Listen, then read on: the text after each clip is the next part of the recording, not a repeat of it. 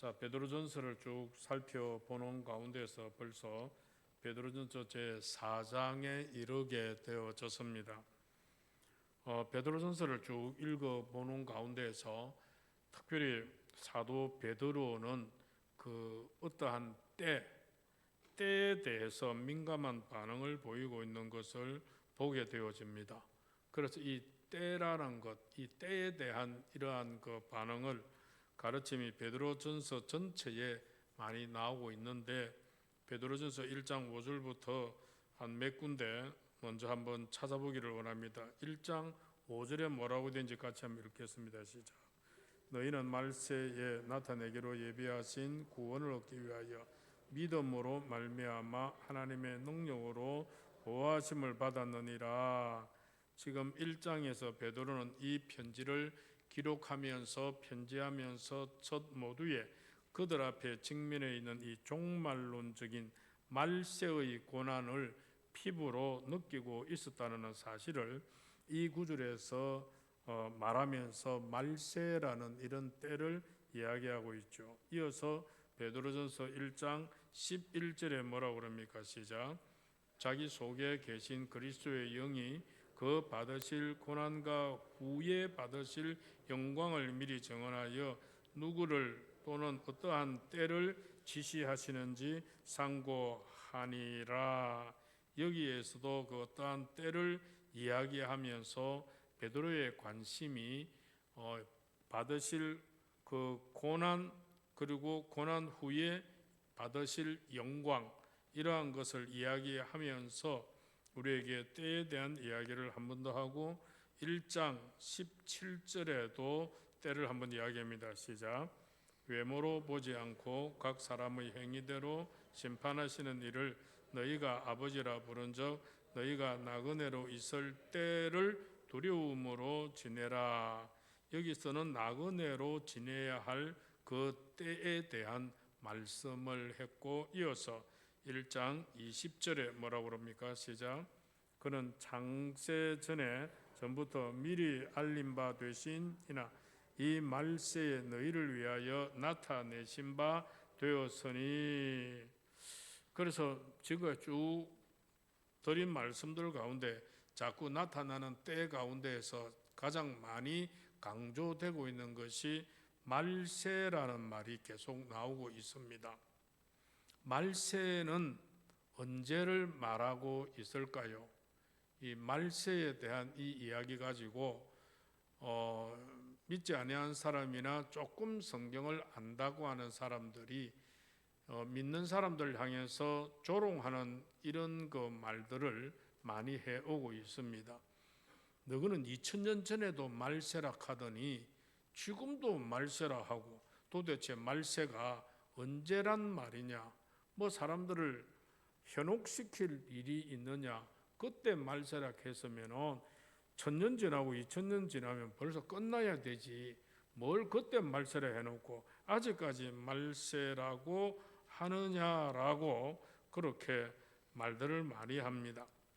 그래서 오늘날 우리는 우리의 시점으로 생각함으로 항상 말세에 대해서 혼돈을 가지고 있는 경우가 많습니다. 그래서 왜 말세가 오지 않는가라는 이런 그 질문에 대해서 3절에 뭐라고 그러냐면은 3절에 이렇게 말합니다. 보시고 읽읍시다. 너희가 음란과 정욕과 술 취함과 방탕과 향락과 무법한 우상 숭배를 하여 이방인의 뜻을 따라 행한 것은 지나간 때로 족하도다. 이렇게 말하고 있는데, 역사 전체를 보시는 하나님의 관점에서 보면은 예수님께서 이 땅에 오셨을 때부터 역사는 종말의 시간으로 접어들고 있다, 그렇게 봅니다. 즉 예수님이 오셨을 때부터 예수님이 다시 오실 때까지의 시간이 종말론적인 긴장의 시간이다, 그 말입니다. 우리는 말세라는 그날 하나를 딱 꼬집어 우리는 생각합니다만은 하나님께서 보시는 관점은 이미 예수님께서 이 땅에 오셔서 사람을 구원하기 시작한 그때로부터 시작해서 주님께서 마지막 오시는 그날까지의 그 전 기간들이 말세의 기간이다 그 말이죠. 또 주님이 언제 오실지 모르기 때문에 그 시간의 긴장은 좀 더합니다. 그러나 주께서 그 때를 비밀에 붙여두시고 우리로 하여금 이 종말론적인 긴장 속에서 살게 하신 것이 얼마나 지혜로운 처신인지 모릅니다. 만약에 주님께서 자신이 오셔야 할 때를 분명하게 우리에게 제시하셨더라면 우리는 아마 주님 오시는 날 그 1년 전까지만 제멋대로 살다가 아마 주님 오시는 때 가까이 이르러서 우리의 생활을 아마 정리하려고 그렇게 했을지도 모르겠다 그 말이죠. 바로 주님은 우리 인간의 연약함도 아시고 우리 인간성에 대한 연약함도 아시기 때문에 역사를 완성하시는 위대한 이 마지막 때를 신비한 그 카텐 속에 그렇게 감추어 두셨다 그렇게 봅니다. 그러니까 우리는 그 때를 날마다 기다리면서 그리스도 안에서 살게 하셨다 그 말이죠. 이 하나님의 지혜는 아주 위대하고 탁월한 그런 모습으로 다가오고 있습니다. 특별히 이 베드로와 이 때, 시간, 이건 아주 특별한 관계가 있죠. 주님이 마태복음 26장 75절에 베드로에게 뭐라고 말씀했습니까? 자, 시작. 이에 베드로가 예수의 말씀에 다 울기 전에 네가 3번 나를 부인하리라 하심이 생각나서 밖에 나가서 심히 통곡하니라. 아마 예수님께서 네가 다 울기 전에 3번 나를 부인할 거다라고 하는 그 말을 베드로가 들었을 때 아마 그때 이후로 베드로는 시간에 대한 긴장감을 참 많이 느끼기 시작했을지 모릅니다. 어찌됐든 이 베드로는 닭이 우는 그 소리를 들을 때 예수님을 3번이나 부인을 했습니다. 그래서 닭이 울었습니다. 닭 우는 소리를 들을 때 미처 지난날 밤에 예수님께서 네가 닭 울기 전에 닭 울기 전까지 내를 3번 부인할 거다라는 그 말이 떠올랐더라 이 말입니다. 그러니까 닭이 울 때라는 것이 이거 참 맞는구나 하는 걸 느끼고 예수님께서 하신 말씀이 맞다라는 것을 그가 느끼면서 이때부터 이 베드로는 때에 대해서 어떠한 때, 닭 울 때, 말세 때, 어떠한 때에 대해서 대단한 민감한 반응을 보이고 있었다 그렇게 봅니다. 더군다나 베드로전서가 기록된 이 직후부터 그리스도인들에게는 말할 수 없는 핍박이 임할 예정이 되어 있었습니까? 다시 말해서 로마의 대화재가 일어났는데 네로 황제는 이걸 누구의 책임으로 둘로 몰아칩니까? 바로 그리스도인들이 불질렀다. 이래가지고 그리스도인들을 로마에서 얼마나 많이 죽여버렸습니까? 그때를 계기로 해서 그리스도인들에게는 정말 로마에서부터 시작해가지고 무슨 박해가 그들 앞에 쭉 펼쳐진 것을 보게 되어집니다.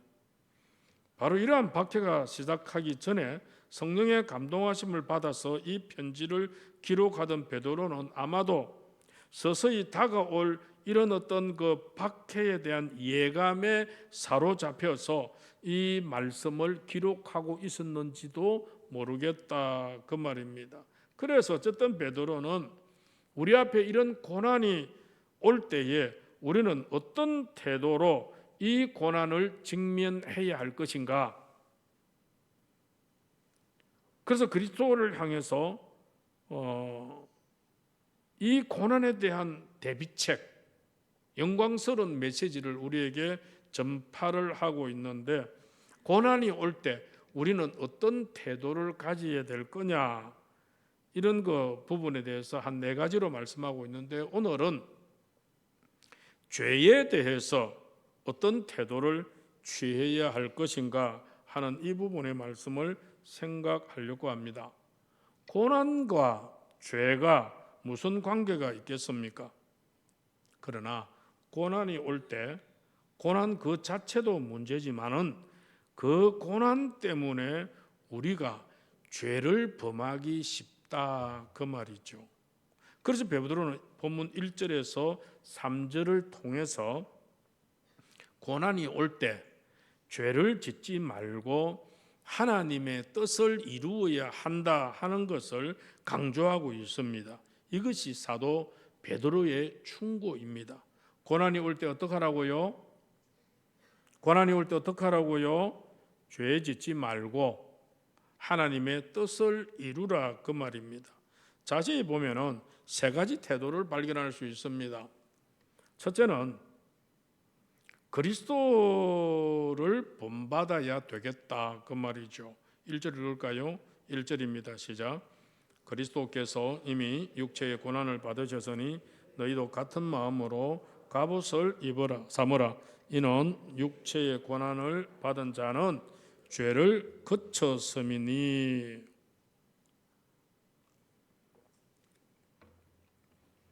우리의 구주 되시고 주님이신 그 그리스도께서 육체의 고난을 많이 받으셨습니다.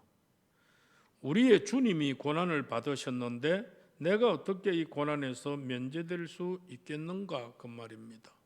바로 우리도 이 고난의 길을 걸어야 합니다. 그러면서 뭐라고 그랬나요? 너희도 같은 마음으로 뭘 입어라? 갑옷을 삼으라, 그렇게 말씀합니다. 어떻게 해석할까요? 주님이 고난을 대비해서 준비하셨던 것처럼 너희도 이 고난을 대비하는 갑옷을 준비하라. 갑옷은 전쟁을 치르기 전에 입는 거죠. 미리 준비하는 거죠. 미리 입고 미리 전쟁에서 승리하기 위해서 대비하는 것입니다. 갑옷은 바로 히랍, 고대 그리스, 헬라 시대에 전사들이 입었던 무장을 가리킵니다. 즉 전투 태세를 갖추라는 겁니다. 앞으로 우리가 살아가는 삶의 현장 가운데서 말할 수 없는 환란의 해오리 바람이, 박해의 그림자가 우리를 향해서 서서히 다가오고 있다. 우리가 고난을 당하게 될 때에, 전쟁에 돌입하게 될 때에 우리의 태도가 대단히 중요한데 우리는 어떤 태도를 가지는 것이 마땅하겠는가, 그 말이죠. 고난의 마당에서, 고난의 전쟁터에서 우리가 어떤 태도로 가지고 이 전쟁에 임하는가 하는 것은 대단히 중요한 고백입니다. 그때 그리스도를 한번 생각해 보라는 거죠. 그리스도께서 어떻게 육체의 고난을 받으셨습니까? 주님은 고난이 왔을 때 그 고난에 대해서, 그 아픔에 대해서 불평하거나 원망하셔서 경솔하게 죄를 짓는 과오를 범하지 않았습니다. 그리스도는 이것이 하나님의 뜻 가운데에서 온다는 사실을 아셨기 때문에 이 고난을 수용하기로, 고난을 기꺼이 받아들이기로 결정을 합니다. 더군다나 주님이 받으신 고난은 주님 자신의 잘못 때문에 찾아온 고난이 아니라 바로 우리의 죄 때문에 받으신 고난이었죠. 내 죄 때문에 우리 주님이 고난을 받으셨는데 내가 어떻게 다가오는 고난을 피하기 위해서 고난과 타협할 수 있겠는가, 그 말입니다. 1절에서 말씀하신 바와 같이 1절을 한 번 더 띄울까요? 그리스도께서 이미 육체의 고난을 받으셨으니 너희도 같은 마음으로 갑옷을 삼으라. 주께서 여러분 육체의 고난을 받으심으로 말미암아 우리의 죄가 해방이 되었습니다. 그분은 아무 잘못 없이 우리의 죄 때문에 육체의 고난을 받으셨습니다. 그렇다면 이러한 그리스도를 구주와 주님으로 모시고 살아가고 있는 그리스도인이야말로 이 고난을 만날 때 당연히 능동적으로 좀 큰 마음으로 대처해야 되지 않겠는가, 그 말입니다. 그런데 흔히들 우리는 고난이 닥치고 아픔이 닥쳤을 때 왜 내게 이 고난이 와야 되느냐, 왜 내가 이 고난을 받아야 되느냐, 왜 내가 이 아픔을 받아야 되느냐, 내가 뭘 잘못했는데 하면서 하나님을 향해서 원망하기도 하고 내 자신을 향해서 자하기도 하는, 자기를 비하하기도 하는 이런 자리에 이릅니다마는, 고난이 올 때 우리는 그리스도를 바라보아야 된다, 그 말입니다. 아무 잘못도 없으시면서, 아무 죄도 없으시면서 우리의 죄를 위하여 그 십자가의 고난을 대못에 박히며 창에 찔리며 그 십자가에 매달리는 그 죽음을 당하는 그 고난을 우리 주님께서 당하셨다라는 이 사실을 생각할 때 우리는 대체적으로 보면은 내가 실수했거나 내가 잘못했거나 좀 그런 게 많잖아요. 그렇지 않을지라도 주님께서 그런 고난도 받으셨으니 나도 당연히 받아도 괜찮다라고 하는 이런 마음이 우리의 마음이 되어져야 될 것이다. 또 하나, 두 번째로는 하나님의 뜻을 좇으며 살아야 되겠다, 그 말이죠. 첫째는 그리스도를 생각하며 그리스도가 받으신 고난을 생각하며 따르라, 이 말이고, 두 번째는 뭘까요? 하나님의 뜻을 쫓아라, 이 말이죠. 2절에 뭐라고 나옵니까? 시작. 그 후로는 다시 사람의 정욕을 따르지 않고 하나님의 뜻을 따라 육체의 남은 때를 살게 하려 함이라. 1절에 뭐라 그랬다고요? 그리스도께서 이미 육체를 받았으니 너희도 같은 고난 마음으로 갑옷을 삼아서 이런 육체의 고난을 받은 자는 죄를 그쳤습니다. 죄가 이제는 우리의 죄가 해방되었기 때문에 그 이후로는 다시 사람의 정욕을 따르지 말고 하나님의 뜻을 따라 육체의 남은 때를 잘 살아야 한다, 그 말이죠. 지금 2절 말씀에서 두 가지 대조가 나옵니다. 하나는 뭘까요? 사람의 정욕입니다. 또 하나는 무엇입니까? 하나님의 뜻입니다. 즉 사람의, 이제는 쉽게 말하면 구원받은 주의 백성들은, 성도는 사람의 정욕을 따르지 말고 하나님의 뜻을 따라라. 정반대죠. 날카롭게 대조를 이루고 있습니다. 사람의 정욕을 쫓지 말고 하나님의 뜻을 쫓으라, 이 말이죠. 고난이 올 때, 어려움이 올 때 인간의 정욕을 쫓아 우리의 이기심을 극복하지 못한다면 우리는 고난을 쉽게 죄와 타협해 버리기가 참 쉽습니다. 죄와 타협한다는 것은 죄를 짓기가 쉽다, 그 말입니다. 고난이 올 때 우리는 먼저 고난이 왜 주어지는가, 이 고난을 허용하시는 하나님의 뜻은 무엇인가, 이걸 생각하고 하나님의 뜻을 찾는 것이 매우 중요하다, 그 말입니다. 지상에서 인간으로서 드린 기도 가운데 가장 위대한 기도는 예수님께서 겟세마네 동산에서의 마지막 기도라고 우리는 볼 수 있습니다. 마태복음 26장 39절에 뭐라고 그랬습니까? 시작. 조금 나아가서 얼굴을 땅에 대시고 엎드려 기도하며 이르시되 내 아버지여 할만하시거든 이 잔을 내게서 지나가게 하옵소서. 그러나 나의 원대로 마시옵고 아버지의 원대로 하옵소서. 우리 주 예수님은 십자가의 고난이 하나님의 뜻을 따라 주어지고 있다라는 사실을 분명히 아셨습니다. 그래서 인간으로서 이 고난을 받아들이기가 너무 어렵고 너무 힘들어서 이거 참 안 받으면 안 되겠습니까? 이런 식으로 고난을 내가 안 받으면 안 되겠습니까? 이 십자가를 짊어지지 않고도 인간을 구원할 수 있는 어떤 그런 길은 하나님 없겠습니까? 라고 인간적인 하소연을 하나님께 한번 해봅니다. 당연히 사람이니까 그럴 수 있죠. 그러나 그가 이 십자가의 고난이 하나님의 계획이고 하나님의 뜻인 것을 그가 아셨기 때문에 하나님, 조금 전에 엎조렸던 말은 하나님 안 들은 걸로 하시고, 그러나 내 생각이나 내 원대로 마시고 아버지, 결론적으로 아버지의 원하시는 대로, 아버지께서 바라시는 대로, 아버지께서 뜻을 세우신 대로 하시옵소서.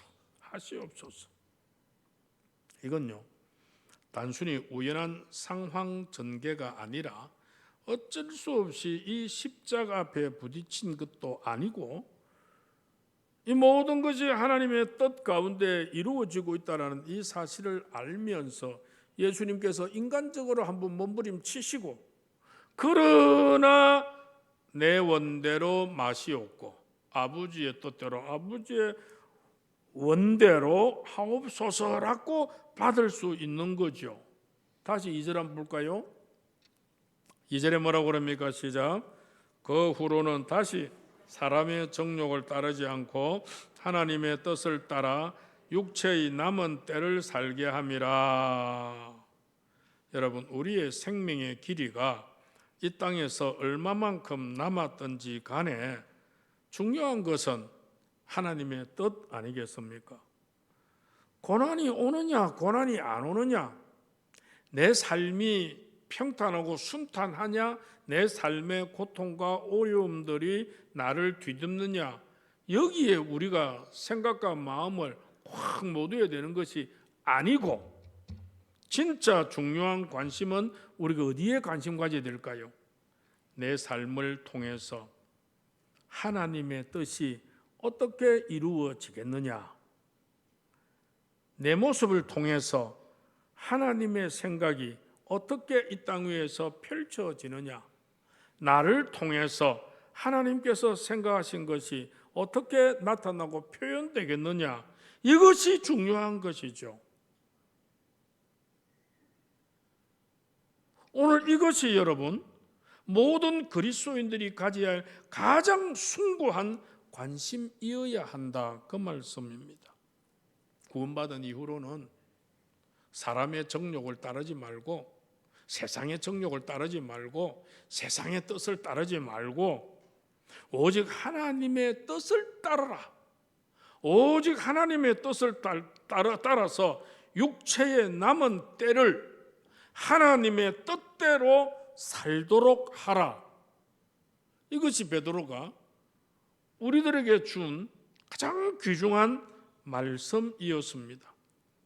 오늘 우리 그리스도인들의 삶의 목적은 하나님의 뜻을 이루는 것이라면, 하나님의 뜻이 내 삶을 통해서 이루어지는 그것이 내 인생의 진정한 성공이라고 치부할 수 있는 그런 사람, 그런 성경적 그리스도인이라면은 마땅히 고난 그 자체보다도 그 고난과 아픔과 힘듦 속에서도 하나님의 뜻을 찾는 일이 더욱더 중요하다라는 말입니다. 지금 여러분 개인들에게 어떤 고난과 고민과 아픔, 힘듦이 있습니까? 여러분 개인에게, 아니면 여러분 가정적으로 어떤 고민과 어떤 아픔과 어떤 고난이라고 할 수 있는 골치 아픈 게 있습니까? 아니면 여러분 직장이나 여러분 사업이나 여러분의 삶의 바운더리 안에서 어떤 부분들이 나를 힘들게 하고 있고, 그것 때문에 골치 아프겠고, 그것 때문에 살맛 안 난다라고 하는 이런 말들이 내 입에서 나올 수 있겠습니까? 전혀 없다면 참 좋겠습니다. 그렇죠.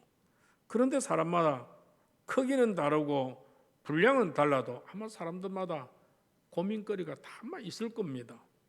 그 고민이 부두를 수 있고 중간 때릴 수 있고 좀 셀 수 있고, 고민이 세다 보면 이건 고난이라고 말할 수도 있지요. 그럴 때 그 고난의 덩어리를 지고 그 덩어리 앞에 내가 무엇을 해야 할까요? 그 고난과 씨름하다 보면 인생 늙습니다. 아무것도 얻을 수가 없습니다. 가질 수가 없습니다. 그 고민 때문에. 그러나 그 고민 앞에 서 있는 그리스도인들은 어떤 마음 가져야 한다고요? 이 고난 속에서, 이 고난을 통해서 나를 향하신 하나님의 뜻이 무엇일까? 이 고난과 이 아픔과 이 고민들을 통해서 하나님의 뜻이 이 땅 위에서 나를 통해 펼쳐지는 일들이 무엇일까? 하나님께서 기뻐하시는 부분들이 무엇일까를 찾는 것이 그리스도인들이 가져야 할 태도다, 그 말이죠. 그래서 그 다음 세 번째로는 과거를 돌이켜 한번 생각해 보라, 이 말인데, 첫 번째는 뭘 봐라 그랬습니까? 예수 그리스도의 태도를 본받아라, 이 말이었죠. 예수 그리스도의 태도를 본받아라. 예수님도 이미 고난 받으셨는데, 그것도 누구 때문에? 내 죄 때문에 고난 받으셨는데, 나도 그 예수님을 본받아 우리도 고난에 대해서 갑옷 입고 무장하고 그 뜻을 발견할 수 있고 따를 수 있는 그런 그 우리의 모습이어야 되죠. 하나님의 뜻을 따르겠다라고 하는. 그런데 이제 과거를 돌이켜 3절에서 한번 생각해 보라, 이렇게 말합니다. 3절 한번 읽을까요? 고난이 올 때 우리는 잠시 예수 믿기 전에 과거를 생각할 필요가 있습니다. 뭐라고 그럽니까? 시작. 너희가 음란과 정욕과 술 취함과 방탕과 향락과 무법한 우상 숭배를 하여 이방인의 뜻을 따라 행한 것은 지나간 때로 조카도다. 그런데 왜 돌아가려고 하느냐라는 이야기입니다. 오늘 3절에서 음란과 정욕과 술 취함과 방탕과 연락과 무법한 우상 숭배 속에서 살았던 이방인의 뜻을 쫓아 행하던 그 지나간 때, 구원받기 전에 그때로 왜 돌아가려고 하느냐, 그것입니다. 3절에 이방인의 뜻을 따라. 이 이방인의 뜻은 뭘까요? 구원받지 못한 세상 사람들의 뜻이죠. 우리도 과거에 예수를 믿기 이전이나 예수를 바로 알기 이전에 바로 이런 때를 살았습니다. 음란하게 정욕적으로 술 취함과 방탕함과 향락과 무법한 우상 숭배의 이런 그 행위들은 구원받지 못한 시대에 우리가 가졌던 일반적인 상황이었습니다. 넌 하나님도 두려워하지 아니하고 하나님도 겁나지 아니할 때 가졌던 그런 모습들이죠. 그러나 이제는 그리스도인이잖아요. 이제는 성도잖아요. 이제는 예수를 나의 구주로 고백한 하나님의 자녀이잖아요. 자녀된 우리가 이제 한번 돌이켜 보니 세상 사람의 뜻을 쫓아 살아가던 그 시간들이 얼마나 의미가 없었던 시간들이었던가, 그 말입니다. 그 시간들이 얼마나 우리를 학대했습니까? 그 시간들이 우리를 얼마나 불안하게 만들었습니까? 그 시간들이 얼마나 우리를 부끄럽게 만들고 우리를 취하게 만들었습니까? 다시 우리 3절 한번 봅시다. 다시 3절 읽으면서 시작. 우리가 음란과 정욕과 술 취함과 방탕과 향락과 무법한 우상 숭배를 하여 이방인의 뜻을 따라 행한 것은 지나간 때로 조카도다. 과거에 다 해묵었나, 이 말입니다. 과거에 그런 길도 한번 걸어봤지 않느냐, 이 말입니다. 그 지겨웠던 과거를 생각하며 내가 고난을 받을 망정 하나님의 뜻 가운데에서 견고하게 머물러 서는 것이 가장 영광스러운 보람적인 삶이라는 것을 기억해야 한다. 이게 사도 베드로의 충고입니다. 그래서 오늘도 우리가 살아가는 이 삶의 현장이 초대 교인들이 받았던 그 고난이 아니다 할지라도 세상은 여전히 우리로 하여금 고난의 유혹 속으로, 죄악의 유혹 속으로, 환난의 시험 속으로, 어려움의 힘듦 속으로, 질병의 아픔 속으로 계속 우리를 이끌어 가려고 몸부림치고 있습니다. 누가요? 악한 사탄이요. 악한 사탄이 모든 걸 종합적으로 활용해가지고 우리를 하나님 곁에서 끌어내리려고 계속 애를 씁니다.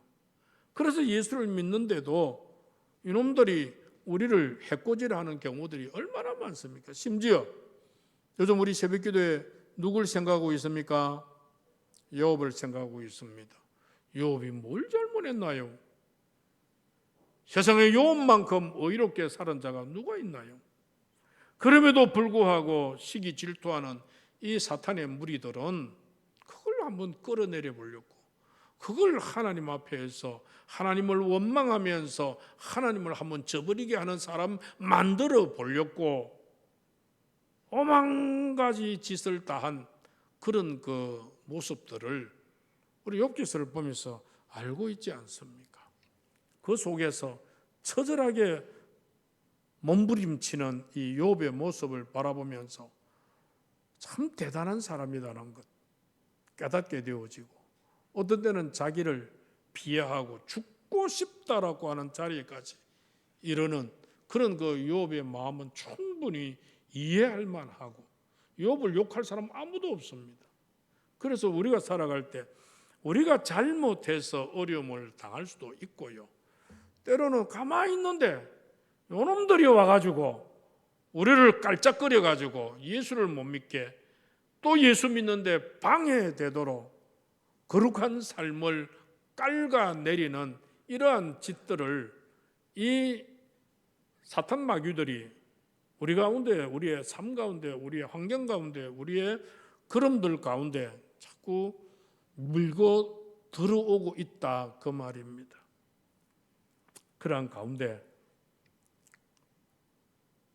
우리가 죄 짓지 말고, 그리스도께서도 나를 위해 이렇게 고난 받으시고 이 고난도 감당을 하셨는데 나도 감당할 수 있는 갑옷을 준비하고, 그리고 이런 가운데에서도 타협하지 않고 세상의 정욕, 사람의 정욕 따르지 아니하고 하나님의 뜻을 따르려고 그렇게 애를 쓰고, 그리고 과거를 돌이켜보며 됐다, 과거에 그만큼 그렇게 살았으면 됐다, 이제는 누가 뭐라 그래도 고난받을지언정 나는 하나님의 뜻 가운데에서 견고하게 서 있으리라.